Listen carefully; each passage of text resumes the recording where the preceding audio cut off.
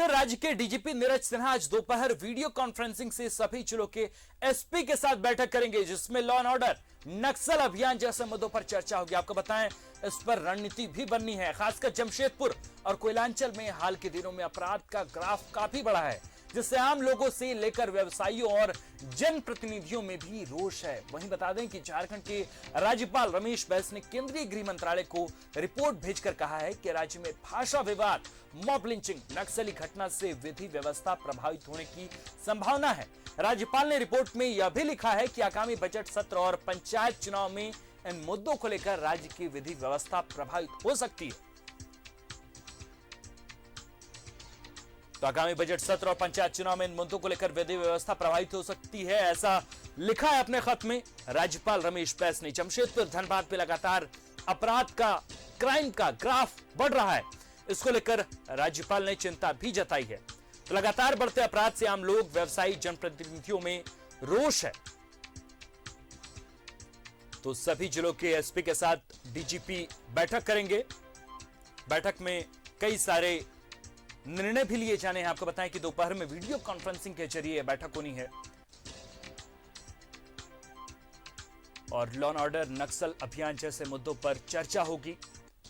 कई अहम फैसले लिए जा सकते हैं इस बैठक में। जाहिर तौर पर इस बैठक की अध्यक्षता नीरज सिन्हा करेंगे। राज्यपाल रमेश बैस ने केंद्रीय गृह मंत्रालय को खत लिखा है और उसमें बताया कि भाषा विवाद, मॉब लिंचिंग जैसे कई अहम मसले हैं जिस पर राज्य में विधि व्यवस्था प्रभावित हो सकती है।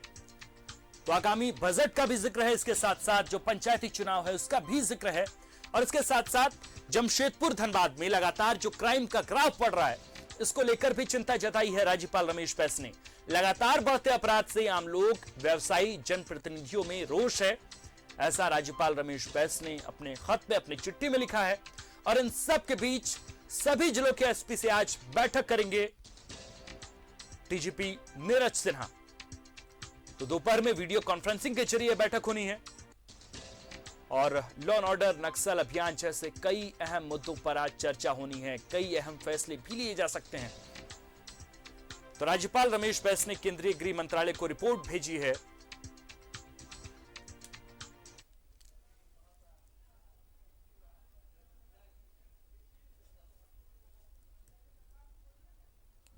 और इस खबर पर विशेष जानकारी के लिए हमारे साथ न्यूज रूम से शहनवाज जुड़ रहे हैं और हम अपने रिपोर्टरों से भी जानने की कोशिश करेंगे कि डीजीपी की अहम बैठक होने वाली है, क्या कुछ होना है, क्या निर्णायक मोड़ आएगा और झारखंड के भविष्य पर इस बैठक का कितना असर पड़ने वाला है और कितनी महत्वपूर्ण बैठक है ये। और इन सब के बीच जब राज्यपाल रमेश बैस ने चिट्ठी लिखा है केंद्रीय गृह मंत्रालय को,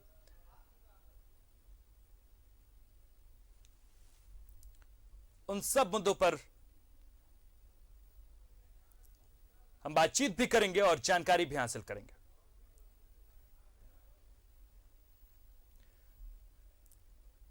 और इस खबर पर विशेष जानकारी के लिए हमारे साथ हमारे संवाददाता न्यूज रूम से शहनवाज जुड़ रहे हैं और इसके साथ साथ जमशेदपुर से प्रभात भी जुड़ रहे हैं। शहनवाज, सबसे पहले मैं आपका रुख करना चाहूंगा, आज डीजीपी की अहम बैठक है और कई लोग इसे महत्वपूर्ण बैठक बता रहे हैं। किन किन मुद्दों पर आज इस बैठक को आयोजित किया गया है, क्या क्या इस पर निर्णय लिया जाएगा इस बैठक में? देखिए, इसका बैठक का अगर बैकग्राउंड आपने बता दिया है तो ठीक है, अदरवाइज मैं भी इसका जिक्र करता चलूं कि राज्यपाल ने परसों गृह मंत्रालय को एक रिपोर्ट भेजी है, एक पत्र लिखा है जिसमें उन्होंने झारखंड की लॉ एंड ऑर्डर को बद से बदतर बताया है। उन्होंने कहा है कि जगह जगह पर मॉब लिंचिंग की घटनाएं हो रही हैं, भाषा विवाद को लेकर के बखेड़ा खड़ा हुआ है, लोग सड़कों पे उतरे हुए हैं, इसके अलावा मर्डर्स हो रहे हैं जी, अन्य घटनाएं तो हो ही रही हैं।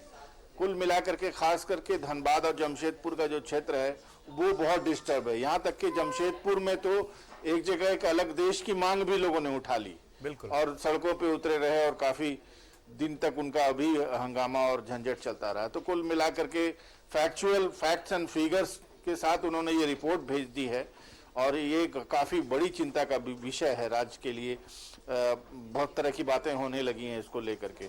बहरहाल तो उसको देखते हुए डीजीपी ने 3 बजे एक बैठक बुलाई है, जिसमें तमाम राज्यों के तमाम जिलों के एसएसपी और आला अधिकारी, सीआईडी, जितना भी कंपोनेंट होता है पुलिस का लॉ एंड ऑर्डर से रिलेटेड, वो सब लोग वीडियो कॉन्फ्रेंसिंग से जुड़े हुए रहेंगे और सख्त हिदायतें मिलेंगी, सख्त पूछताछ होगी, सबसे जानकारियां ली जाएंगी, फैक्ट।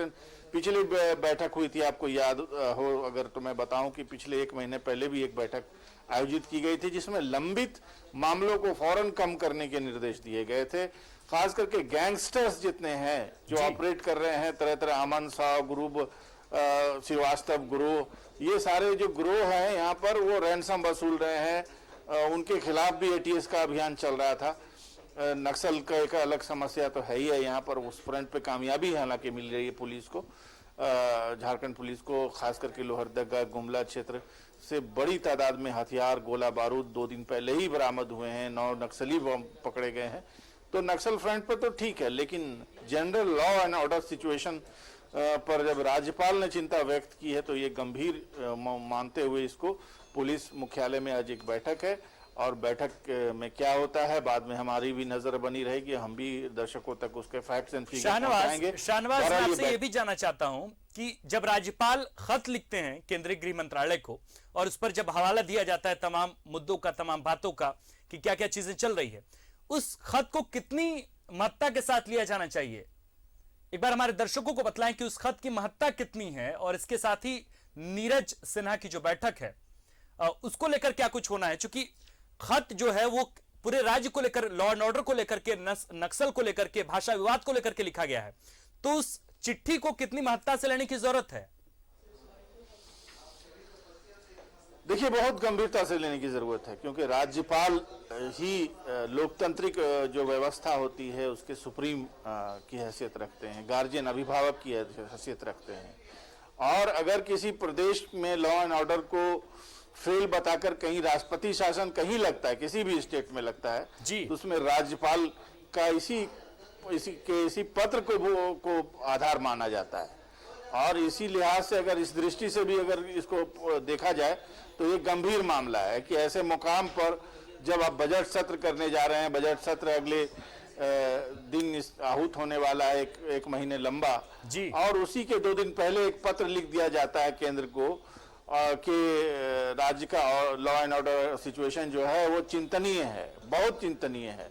और तमाम मैंने बताया कि उसके अलग अलग जो आयाम हैं जो पिछले 1 महीने से चले आ रहे हैं। सिमडेगा के मॉब लिंचिंग घटना हो गई, फिर एक घटना जो रूपेश पांडे की हुई है बरही में, उसको भी मिसाल देना, फिर पॉलिटिकल पार्टीज के लोगों को एयरपोर्ट पे रोका जाना, ये सारी चीजों को अगर कोई आधार बना करके, अगर खास करके राज्यपाल जैसा बहुत गरिमामयी पद पे बैठा हुआ आदमी बिल्कुल भेजता है, तो जाहिर है इसको लेके प्रशासन और सरकार, पुलिस, तमाम के कान खड़े होने बहुत जरूरी है।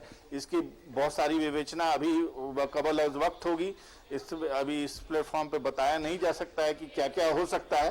बहरहाल एक अलार्म है, इसको अलार्म अगर समझा जाए तो ये अलार्म काफी है ये समझने के लिए कि लॉ एंड ऑर्डर सिचुएशन को फौरन दुरुस्त करने की जरूरत है। और जाहिर तौर पर इस खत को बहुत गंभीरता से लेने की जरूरत है, और जिस तरीके से राज्यपाल ने ये खत भेजा है, जाहिर तौर पर इसकी गंभीरता को देखते हुए ये बैठक बुलाई गई। हम जमशेदपुर प्रभात आपसे भी जानना चाहेंगे, आप तो चूंकि ग्राउंड पर हैं, लगातार रिपोर्ट करते हैं, आप ये बताएं कि गंभीरता से तो सब लोग ले रहे हैं, शायद यही वजह है कि आज बैठक हो रही है, लेकिन ग्राउंड पर स्थिति क्या है? तमाम मसले हैं, तमाम बातें हो रही हैं, ग्राउंड पर रियलिटी क्या है लॉ एंड ऑर्डर की? आप चूंकि लगातार रिपोर्ट कर न्यूज अराउंड के दर्शकों के लिए दिखला रहे हैं, वहां की समस्याओं से रूबरू करा रहे हैं, किस तरीके से लॉ एंड ऑर्डर बिगड़ा है जमशेदपुर में, और स्थानीय लोगों में कितना रोष है, कितना गुस्सा है इन चीजों को लेकर? चूंकि हमने अभी बताया खबर में कि नेता भी परेशान है, व्यवसायी भी परेशान है, आम इंसान भी परेशान है, तो स्थिति क्या है ग्राउंड पर जिसको लेकर खत भेजा गया है?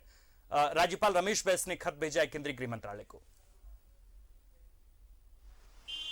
बिल्कुल आकाश, देखिए निश्चित है हर वर्ग परेशान है, चाहे वो हम व्यवसायी की बात करें या फिर आम आदमी की बात करें या फिर अन्य लोगों की बात करें, हर कोई परेशान है। अगर हम बात करें पिछले जनवरी महीने से लेकर अब तक की अगर हम बात करें तो जमशेदपुर में अगर लूट की घटना बताएं तो 4 से 5 ऐसी लूट की घटना हुई है, जिसको लेकर कहीं ना कहीं जो नेताएं हैं, आम आदमी है, सामाजिक संगठन भी इसका विरोध कर रहे हैं कि कहीं ना कहीं प्रशासन फेलियर हो रहा। हालांकि अगर हम बात करें तो 4 दिनों से लगातार जिले का जो सीनियर एसपी है, जो सिटी एसपी है, जो ग्रामीण एसपी है, लगातार सड़कों पे उतरकर स्वयं अपने उतरकर वो चौक चौराहों पर चेकिंग कर रहे हैं और कहीं ना कहीं जो आम आदमी है का जो मनोबल है वो घट रहा, कहीं ना कहीं विश्वास जो पुलिस से घट रहा था वो बढ़ाने की कोशिश की जा रही है ताकि घटनाएं इस तरीके से ना हो। लेकिन फिर भी कल शाम में एक घटना हुई है। शाम के वक्त एक मानगो की रहने वाली समा प्रवीण अपने पति के साथ जा रही थी और उसको स्कूटी से जा रही थी और 2 अपराधियों ने, बाइक सवार अपराधियों ने उसके बैग छीन लिया और बैग में 20,000 रुपये और एक मोबाइल थी। घटनाएं नहीं रुक रही है, ये कहीं ना कहीं चिंता का विषय है। हालांकि प्रशासन अपनी तरीके से हर तरीके का प्रयास कर रहा है ताकि इस तरीके की घटनाएं को रोका जा सके। कहीं ना कहीं एजेंसी है, चाहे ये जो बोला जाता है कि जो कम्युनिटी पुलिसिंग या फिर जो थाना स्तर पर जो बैठकें होती थी पहले, उस तरीके की बैठक नहीं हो पा रही आम आदमी के साथ में, तो कहीं ना कहीं जो इनपुट्स मिलते थे जो पुलिस को कि हाँ इस तरीके कुछ घटनाएं होने वाली है, चाहे चोरी की घटना बात करें, छिनतई की बात करें, तो ये सारी कहीं ना कहीं लेक्जेंसी थोड़ी कहीं दिख रही है। यही वजह है कि लगातार शहर में घटनाएं हो रही है। जो 32 लाख का जो लूट हुआ है वो अब तक नहीं क्लियर हो पाया। हालांकि पुलिस ये दावा कर रही है कि जो भी लुटेरे जो लूट के यहाँ से फरार हुए थे वो इस राज्य के नहीं है, बिहार राज्य के ये बताया जा रहा है और बहुत जल्द पुलिस ये भी कह रही है कि हम उसका खुलासा 1-2 दिनों में कर देंगे। पुलिस वहां तक पहुंच गई है, लेकिन इस लूट के बाद पहुंचना, पुलिस को गिरफ्तार करना ये बात नहीं है। ये कोशिश करनी चाहिए ताकि जो घटनाएं हो रही है वो कैसे रुके, इस पे सबसे ज्यादा पुलिस को फोकस करनी है। निश्चित है जो राज्यपाल महोदया ने गृह केंद्र मंत्रालय को जो पत्र लिखा है, आज उसको लेकर बैठक भी हो रही है। डीजीपी जो सारे जिलों के एसएसपी के साथ में बैठक कर रहे हैं, कहीं ना कहीं इसका इनपुट्स भी निकलेगा, क्योंकि खाली क्राइम की घटनाएं नहीं है, इसके अलावा जो नक्सल घटना है या मॉब लिंचिंग हो रही है या छोटी छोटी जो घरेलू हिंसाएं हो रही है, वो सब पे कैसे अंकुश लगाया जाए, इसको भी लेकर कहीं ना कहीं ये आज चर्चा होगी। अब ये देखना है कि आज के डीजीपी की जो वीडियो कॉन्फ्रेंस के साथ में जो जमशेदपुर के सीनियर एसपी के साथ वीडियो कॉन्फ्रेंस, उसमें क्या नतीजा निकलता है। शहनवाज जी, प्रभात में आपको रोकना चाहूंगा। शहनवाज जी, क्या ये न्यू नॉर्मल है क्या? जब राज्यपाल रमेश बैस जब खत भेजते हैं, इसके बाद फिर बैठक होती है, फिर बैठक के बाद स्थिति वही हो जाती है। कमोबेश ऐसी बैठक तो लगातार होती रहती है। मोराबादी जैसे इलाके में दिन दहाड़े कालूलांबा मारा जाता है, गैंगवॉर हो जाता है। इसके बाद फिर यही स्थिति होती है कि यहां पे मॉब लिंच हो जाता है। इसके बाद कहीं कोई बात नहीं हो पाती, भाषा विवाद हो जाता है जिसमें एक पूर्व सांसद की गाड़ी पर हमला कर दिया जाता है। तमाम मसले हैं, तमाम बातें हैं। जाहिर तौर पर राज्य बड़ा है और राज्य में तमाम चीजें भी होती हैं, लेकिन जिस तरीके से चीजें हो रही हैं उसी को लेकर खत भेजा है। तो क्या बैठक के बाद भी फिर चीजें सामान्य होंगी कि फिर कुछ एक्शन भी लिया जाएगा, जमीन पर कुछ नजर आएंगे? देखिए, अगर पुलिस महकमा चाहे या पुलिस पदाधिकारी अगर दृढ़ इच्छा शक्ति के साथ, अब जाहिर है जब ऐसा पत्र आया है तो मुख्यमंत्री की ओर से भी सख्त निर्देश आया ही होगा। बिल्कुल। और इसी के पेश नजर ये बैठक भी बुलाई गई है और ये बैठक होने वाली भी है और पहले भी हो चुकी है। देखिए, ये बात तो सही है कि 24 आवर्स में चीजें दुरुस्त हो जाएंगी, ऐसा है नहीं। बिल्कुल। लेकिन अगर पुलिस महकमा टाइट कर दे तो आप देख सकते हैं कि स्थितियां सुधरती हैं, संकेत पहुंच जाता है। इसके पुलिस के अपने भी तौर तरीके होते हैं। कोई भी अगर अपराधी है, कोई भी व्यक्ति अगर दुस्साहस करता है कि हमको अगर डे लाइट कुछ वारदात को अंजाम देना है, तो डे लाइट वारदात को अंजाम देने की हिम्मत उसको आती है आसपास के परिवेश को देखकर, पुलिस की एक्टिविटी को देखकर। निकलने का रास्ता पहले एस्केप देखता है कि हम निकल पाएंगे। जाहिर तौर पे शहनवाज, और जिस तरीके से देखिए आंकड़े तो आते ही हैं, आंकड़े लगातार आते हैं। आंकड़े ये बतलाए जाते हैं कि राज्य जो है लॉ एंड ऑर्डर बहुत बेहतर हो गया है, नक्सलवाद के खिलाफ हम मोर्चे पर, हर मोर्चे पर तैनात है। मुझे अदम गोंडवी की कुछ पंक्तियां याद आ रही है कि तुम्हारी फाइलों में गांव के मौसम गुलाबी हैं, मगर ये आंकड़े झूठे हैं, ये दावा किताबी है। उधर जमहूरियत का ढोल पीटे जा रहे हैं वो, इधर पर्दे के पीछे बर्बरियत है, नवाबी है। और लगी है होड़ सी देखो अमीरी और गरीबी में, तुम्हारी जेब में सोने की चांदी की रकाबी है। तो बहुत सारी बातें होती हैं, डाटा तो दिखाया जाता है कि बहुत चीजें अच्छी हो रही है, लेकिन फिर राज्यपाल को जो है खत लिखना पड़ जा रहा है। बहुत बहुत शुक्रिया तमाम रिपोर्टर्स के लिए। शहनवाज आपको भी, आप लगातार हमारे दर्शकों के साथ जुड़े रहते हैं, अपडेट देते हैं, और इसके साथ साथ प्रभात आपको भी बहुत बहुत शुक्रिया तमाम जानकारी के लिए।